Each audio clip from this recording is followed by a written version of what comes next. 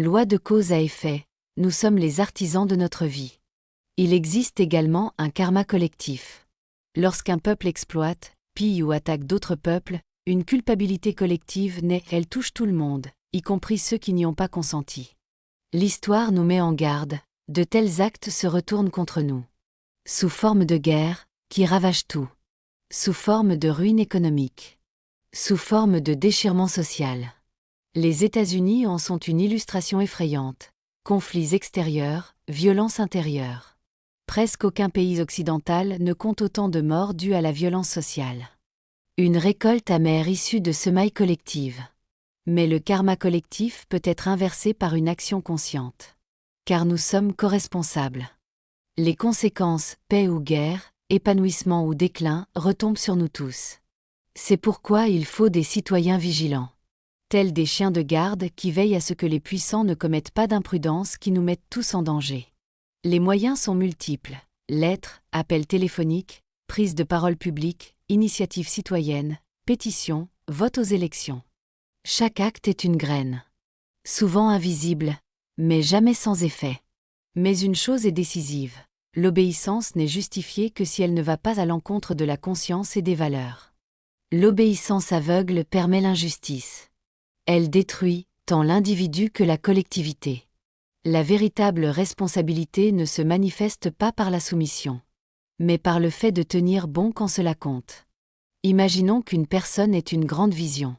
Elle crée une entreprise, embauche des collaborateurs, organise les processus, tout cela dans le but de concrétiser cette vision.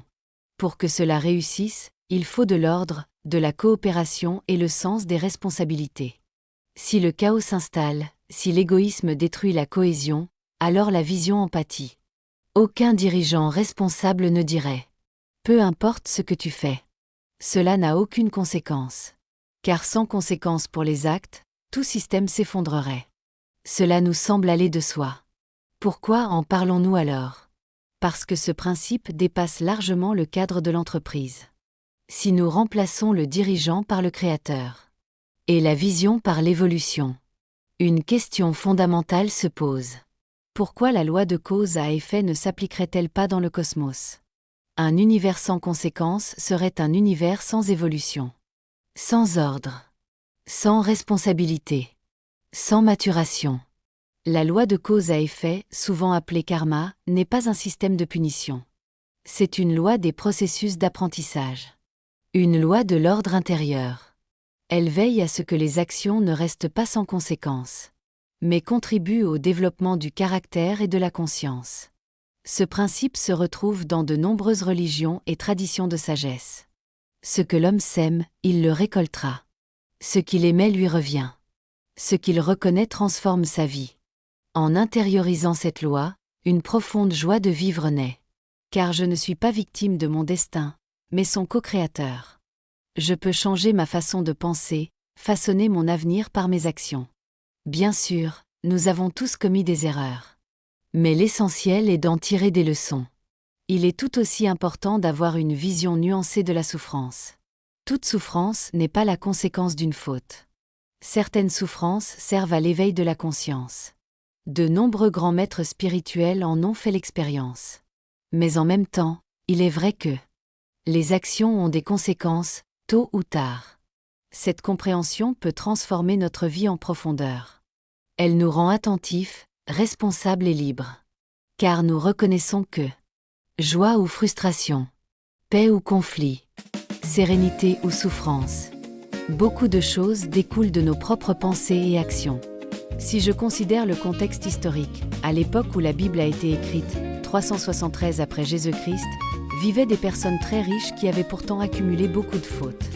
Le christianisme était déjà religion d'État et les souverains s'étaient eux aussi souvent rendus très coupables. Si je dis maintenant aux riches et aux puissants que leurs péchés sont tous effacés et qu'ils iront au paradis s'ils embrassent la foi chrétienne, je les ai certainement convaincus. Le pouvoir et la richesse peuvent continuer à s'accumuler. Cela a rendu l'Église très riche.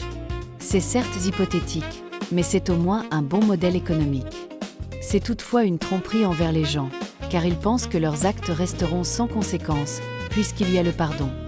D'un point de vue global, on constate clairement que le colonialisme et les guerres sont nettement plus fréquents dans la sphère culturelle chrétienne que dans les sphères culturelles où les gens vivent consciemment la loi du karma. On entend sans cesse dire là-bas que c'est bon pour le karma. La loi de cause à effet, également appelée loi du karma, est la loi la plus fondamentale du cosmos et sert au développement. C'est une loi d'une grande beauté et d'un génie rare, qui assure l'ordre et la maturation du caractère. En conséquence, elle apparaît également sous différentes formes dans toutes les religions. Lorsqu'on l'intériorise, elle donne un sens à la vie et suscite l'enthousiasme, car on peut alors décider de son destin et façonner soi-même son bien-être et son avenir. Je ne suis pas impuissant, mais bien l'artisan et le sculpteur de ma sérénité et de ma satisfaction, de mon présent et de mon avenir. Je peux regarder en arrière avec satisfaction. Oh oui, j'ai commis quelques erreurs, mais j'en ai tiré des leçons et j'ai changé. Et c'est cela qui est déterminant. À l'inverse, face à chaque souffrance ou maladie, je peux me demander, quelles pourraient en être les causes ? Il est très important de reconnaître que toute souffrance n'est pas causée par la culpabilité.